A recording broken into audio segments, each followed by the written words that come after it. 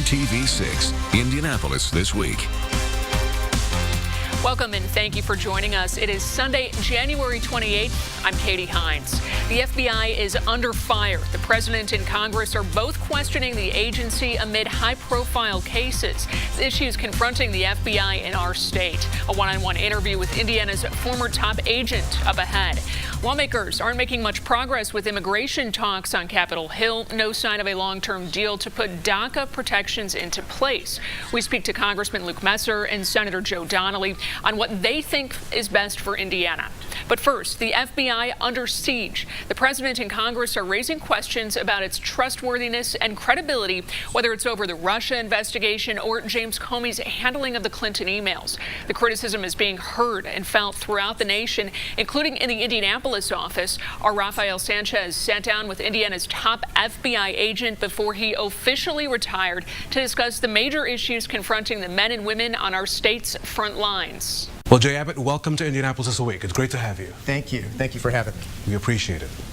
With all the criticism coming out of Washington, questioning the confidence and trust that we should have in the FBI, are you concerned at all with that message that the public may not believe the work of the FBI? Yeah, no, thanks for asking that. And absolutely, I'm very concerned by it.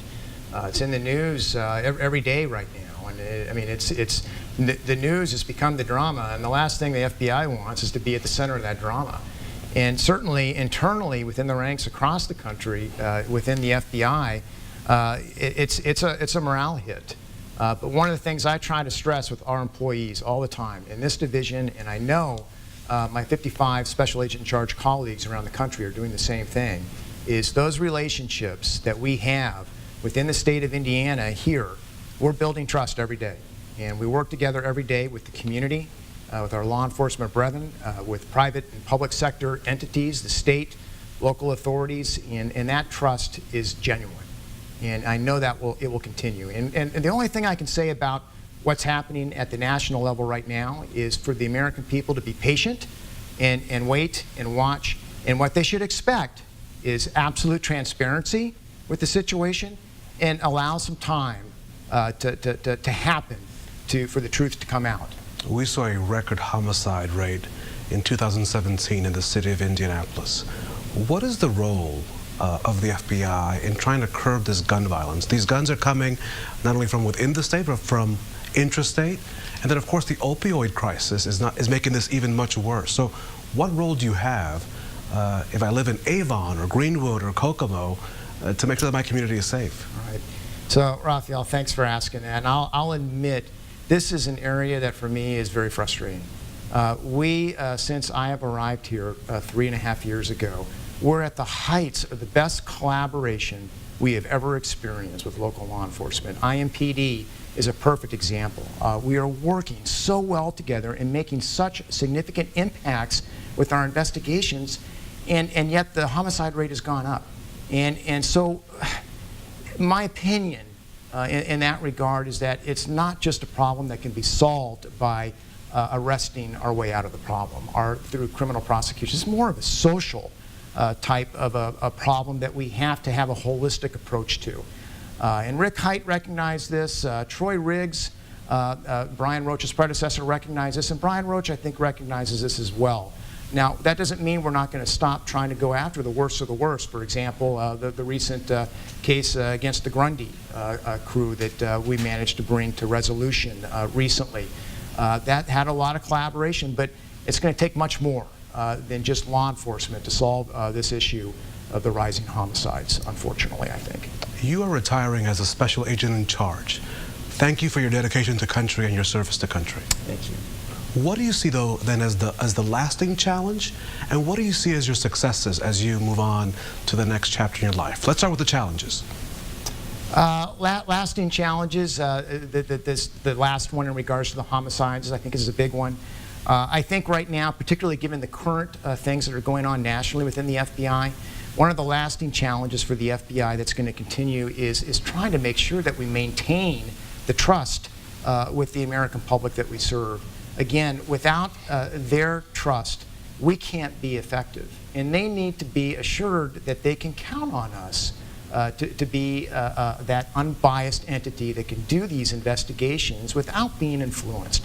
That's going to be a challenge right now, I would say, for at least many months and maybe even a short number of years to come, for them to see that we are that entity.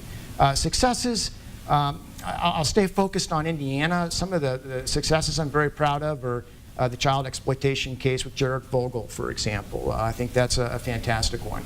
The recent Grundy case and a number of other violent crime type cases. The Brian Kill case, Buster Hernandez, who had threatened the Plainfield High School and surrounding community by using the Tor network to obscure his internet identity when he threatened the schools. No one thought that would be solved, and that was a very difficult case to solve, and it took the FBI and our complex investigative techniques to solve it, and I'm very proud of that as well, among many others. Public corruption all across the state. I feel like we've made some very dynamic, impactful differences in some communities with our public corruption investigations. Jay Abbott, thank you so much. Congratulations as you retire. We appreciate your time on Indianapolis this week. Thank you so much. Thank you, sir. Abbott has yet to announce his next steps. His replacement is a Hoosier and a Ball State graduate. He'll take over the Indianapolis office next month. The finger-pointing continues over who's responsible for the government shutdown. Congress passed a short-term measure to fund the government until February 8th. Part of the deal for Democrats was a vow from Republicans in the Senate to discuss immigration. The president and Republicans are asking for increased border security in exchange for extending the Deferred Action for Childhood Arrivals policy. This is should be a bipartisan issue. President Trump has said very clearly, no wall, no DACA. And you know, the wall didn't used to be partisan at all. Just about a decade ago, then Senators Clinton, Obama, Kerry, Schumer, all voted for barriers on the southern border. Now we need to get that done. This is one of President Trump's clearest campaign promises. The American people want to see our southern border secured. The people of Indiana want to see our southern border secured, and I'm confident we'll get that done. And Senator Joe Donnelly say there shouldn't be another shutdown in a few weeks. Donnelly was asked last week whether he thinks DACA needs to move forward as a clean bill. As this begins on February 8th, the DACA issue is going to be put on the floor for creation of legislation. But at the same time, so will border security, and so will these other issues. And so this is a process where senators are going to get together and we're going to work together to craft a final bill, and there's no guarantees what will be in the final bill, but we're going to work very, very hard to make sure that we can get it right, that these children can stay in our country. It's the only country they've ever known. They came here, like I said, when they were 1 or 2 years old, and at the same time that we have a safe, secure border. Senator Joe Donnelly is getting some big-name help in his re-election campaign. Former Vice President Joe Biden is scheduled to come to Indianapolis next month to raise money for Donnelly. Specifics for the visit have not yet been announced, but an email from the Donnelly campaign confirms the visit. A spokeswoman for Donnelly says Biden is helping the senator since both consider themselves champions for the middle class. Clerk Mila Eldridge is calling it one of the most monumental bipartisan agreements achieved in the history of Marion County. The county is transitioning to vote centers. That means you'll no longer need to vote at a specific precinct based on your home address. You'll have the option to cast a ballot at any of the 300 vote centers in the county. The change takes effect next year. Eldridge says she thinks it could increase voter turnout. Voting should be easy, accessible. I feel, for all voters, and if I can, as clerk, make sure that Marion County voters have every opportunity and every option to cast a ballot, then that's what I am going to do, is make sure that every voter has the availability. Election Commission says many of the vote centers will also be open for early voting. That's a change from just the CCB. Governor Eric Holcomb makes a ruling on the immediate future of CBD oil in Indiana. He says the oil products will be allowed to stay on shelves and you can legally buy them at least until the end of the legislative session. In a statement, the governor's office says that's to give lawmakers more time to study CBD oil products. For now, the session is set to last until March 14th, though it could end earlier. 50,000 jobs and a multi-billion-dollar investment. That's what is at stake for the city that lands Amazon's second headquarters. Mass transit is one of Amazon's key requirements in finding a home for its second headquarters. In the request for proposals, Amazon is looking for direct access to rail, train, subway, metro, and bus routes. Of the cities in the top 20, Indianapolis and Columbus are the only two without commuter or light rail service. That's why State Representative Justin Moed is proposing to lift Indiana's ban on light rail for Marion and 6 surrounding counties. He says all mass transit options need to be on the table. I asked him if he thinks a lack of rail could work against the city's Amazon bid.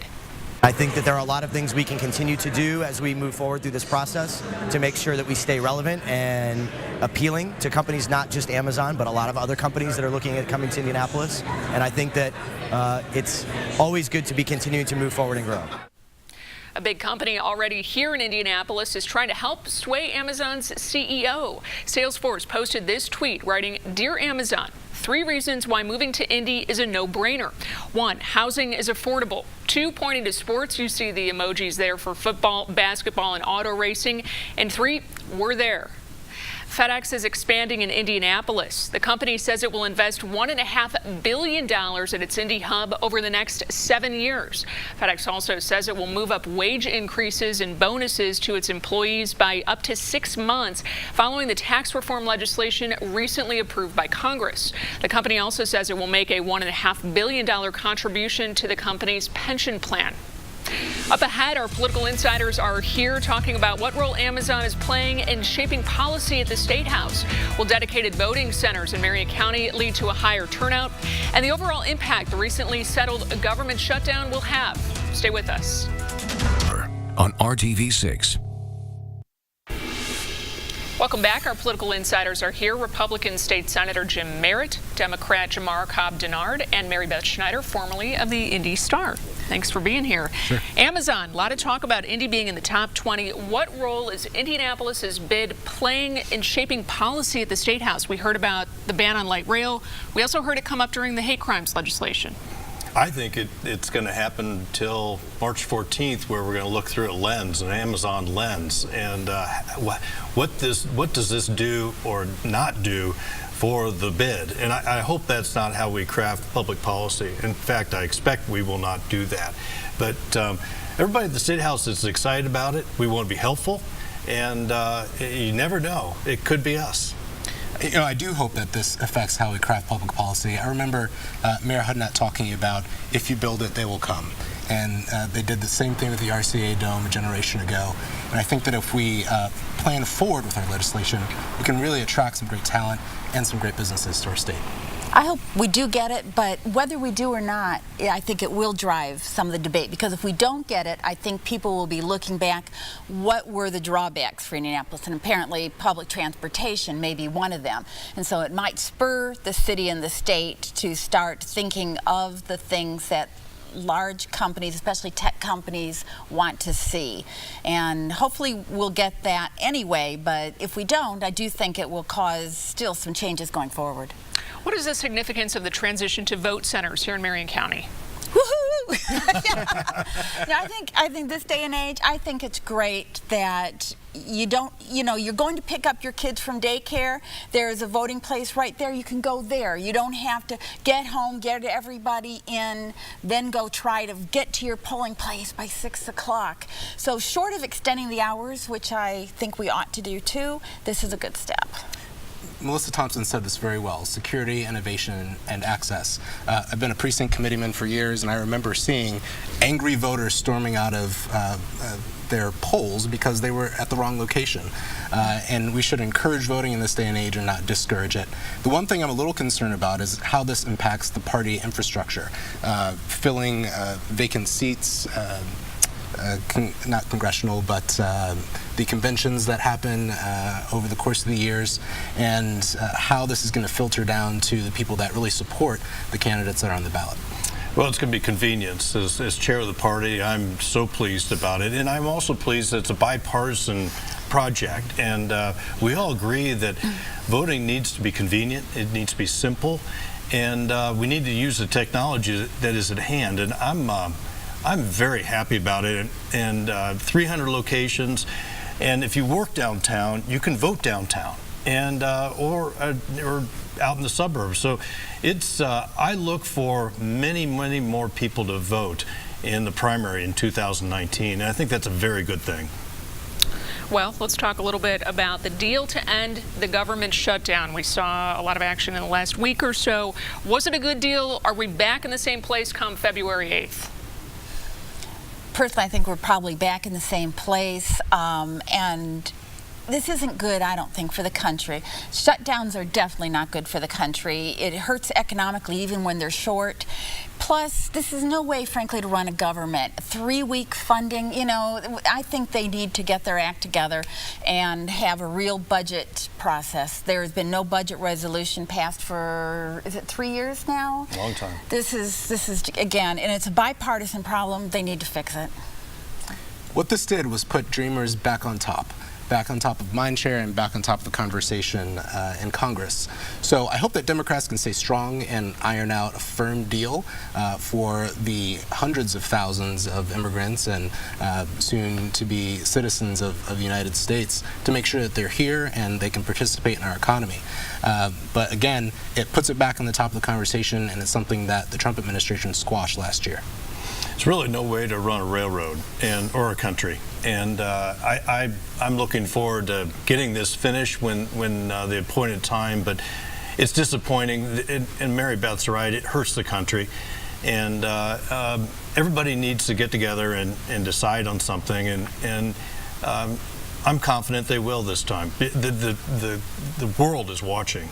No question about it. 60 seconds left. You know, no doubt a lot of finger pointing. That finger pointing still going on between Republicans and Democrats. Who's to blame? Will we see a real impact from those 3 days? As to, you know, I think people don't care for the who's to blame game at all. I do think that part of the problem is you see too often now in Congress where it's a closed group behind closed doors meeting to try to resolve it instead of following regular order and the process. In the House, there should be no decision that you can only pass a bill if it has a majority of the majority. They're there to represent nearly half of America, the minority. Those votes ought to count too. It ought to be that the two sides come together. Nobody's going to get everything they want. But do I think that's going to happen? Yeah, no. And I don't think it's going to change. Last words, gentlemen, 30 seconds. I'm not sure if anybody knows. I think that we're worried about military families. But with the government shutdown, I'm not sure if anyone noticed. But it's important that they not do that again. Yes. We do need to make sure that our citizens get the pay that they deserve and the services that they deserve. But at the end of the day, for Congress, this is a negotiation, and we'll see who wins. We'll leave it at that. Thank you all for being here. Stay with us. It's working for you on RTV6. Welcome back. A new push for another massive hotel in downtown Indianapolis, plus the effort to get Amazon to put its second headquarters right here. Indianapolis This Week's Ray Steele spoke to Visit Indy's Leonard Hoops in our Take a Shot segment. Leonard Hoops, Visit Indy. You can't talk hoops without a shot clock. That's why we put 66 seconds on the RTV6 Take a Shot clock. We're going to ask quick questions, get quick answers from Leonard, and the clock starts right now. Visit Indy is going after a big hotel instead of expanding the convention center. Why is that? Well, back when we opened the expansion in 2011 in the JW Marriott, we actually have outperformed that expectation by about 65% in our bookings. So we wanted to take a look at what we need to do in the future to keep that up. And what we found is we actually do need to expand the center from the perspective of a ballroom, 50 to 60,000 square foot additional ballroom. But we also need another 800 or so rooms on the south side of the convention center to really take advantage of that space. A lot of events already coming to Indy. Does that new hotel have anything to do with perhaps wooing another Super Bowl? Yeah, it's really not related in any direct way to a Super Bowl. It certainly could potentially help should we get that opportunity again. It's really about holding on to the business that we've grown and adding additional business on top of that. 20 seconds to go. Amazon. What is Visit Indy's role in trying to make Amazon come to Indianapolis or to Central Indiana? We've been supportive of the Chamber of Commerce and IEDC in helping make that bid, particularly as it relates to quality of life opportunities and the quality of life we have here in Indy. All right. He got in under the 66 seconds because, well, that's what he does for a living. He talks a lot about Indianapolis. Leonard Hoops, thank you so much. Great to see you, Ray. All right, Katie, back to you. Join the conversation. Check out Indy This Week on Twitter and be sure to like the RTV6 Facebook page. Throughout the day as well. Lawmakers are making some movement in the effort to legalize medical marijuana in Indiana. The House voted last week to create a summer study committee to review the issue. The resolution now heads to the Senate. It's looking more and more like this might be the year lawmakers approve Sunday alcohol sales. The House and Senate have approved nearly identical versions of a bill to allow the carryout sale of alcohol from noon to 8 p.m. on Sundays. Similar bills have been introduced and failed in numerous previous legislative sessions. Tax season is now underway, and here's one way to get free help. The Indy Free Tax Prep Program started last week. More than 200 IRS certified volunteers are ready to help you get your returns submitted. Anyone who makes less than $66,000 is encouraged to take advantage of the program. We have the times and locations for that free help up on theindychannel.com. Thank you for joining us for Indianapolis This Week. For our entire team here at RTV6, have a great Sunday.